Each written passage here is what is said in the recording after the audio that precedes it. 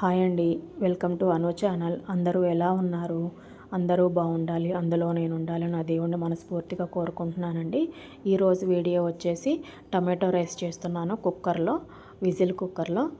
అది ఎలా ఏంటి చూసే ముందు మన వీడియోని లైక్ చేయండి, సబ్స్క్రైబ్ చేసుకోండి. వీడియో నచ్చితే మీ ఫ్రెండ్స్ అండ్ ఫ్యామిలీ మెంబర్స్కి వీడియోని షేర్ చేయండి. ప్లీజ్ అండి, సబ్స్క్రైబ్ చేయడం మాత్రం మర్చిపోవద్దు. ఫస్ట్ వచ్చేసి నేను టమాటో రైస్కి కావాల్సినవన్నీ ముందే రెడీ చేసి పెట్టుకున్నానండి. ఆయిల్, బిర్యానీ దినుసులు, అలాగే రైస్ కూడా ఒక అరగంట నానపెట్టి పెట్టుకున్నాను. టమాటో గుజ్జు తీసి పెట్టుకున్నాను. అల్లం వెల్లుల్లి పేస్టు, గరం మసాలా అన్నీ రెడీగా పెట్టుకున్నాను. ఇక్కడ వచ్చేసి స్టవ్ మీద డైరెక్ట్గా కుక్కరే పెట్టేశానండి. నేను కుక్కర్ పెట్టేసి ఆయిల్ వేసుకొని తగినంత ఆయిల్ వేడైన తర్వాత బిర్యానీ దినుసులు వేసుకొని ఫ్రై చేసుకుంటున్నాను. అవి ఫ్రై అయిన తర్వాత మనం ముందుగా కట్ చేసి పెట్టుకున్న పచ్చిమిర్చి ముక్కలు, అలాగే ఆనియన్ ముక్కలు వేసుకొని బాగా ఫ్రై చేసుకోవాలి. అవి కూడా దీంట్లో కొంచెం సాల్ట్ వేస్తే ఆనియన్స్ మగ్గిపోతాయండి. సాల్ట్ వేసి వేయించుకోవాలి. ఇవిగోండి, ఆనియన్స్ వేగిపోయినాయి. ఇప్పుడు మనం దీంట్లో ముందుగా ప్రిపేర్ చేసి పెట్టుకున్నాం కదా, టమాటో మిక్సీ పట్టుకున్నాను. ఆ టమాటో గుజ్జునంతా దాంట్లో వేసేసుకోవాలి. ఈ టమాటో ఏంటంటే గుజ్జు బాగా పచ్చి వాసన అంతా పోయే వరకు మనం సిమ్లో కానీ లేదంటే మీడియం ఫ్లేమ్లో కానీ పెట్టుకొని ఒక 5 మినిట్స్ సిమ్లో పెట్టుకొని వేయించుకోవాలి. అప్పుడు బాగా పచ్చి స్మెల్ అంతా పోతుందండి.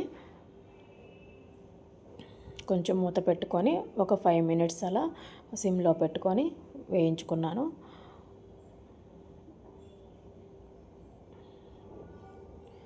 ఇప్పుడు అలా వేయించుకుంటే వాసన అంతా పోతుంది, పచ్చి స్మెల్ అంతా.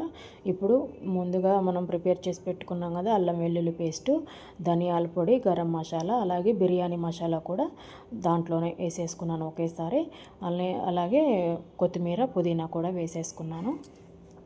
వేసుకొని మొత్తం ఇప్పుడు ఒకసారి అంతా టమాటో గుజ్జులో అంతా కలిసిపోయేలాగా మొత్తం కలుపుకోవాలండి.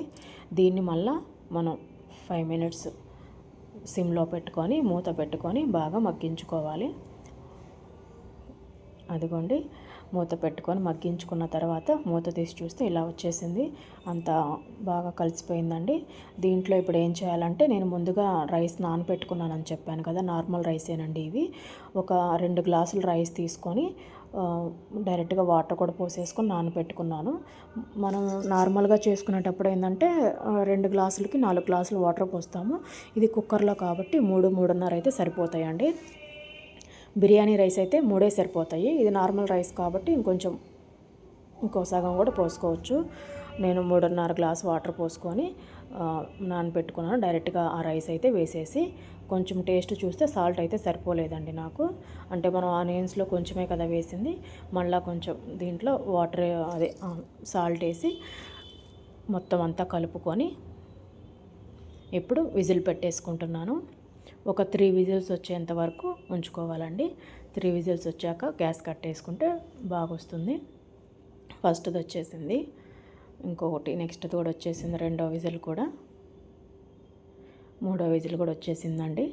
ఇప్పుడు నేను గ్యాస్ కట్టేసి ప్రెజర్ అంతా పోయేంత వరకు ఒక 10 మినిట్స్ అలా పక్కన పెడితే ప్రెజర్ అంతా పోతుంది.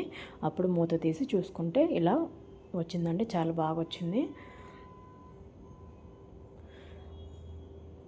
చాలా బాగుంటుందండి ఇలా అయితే.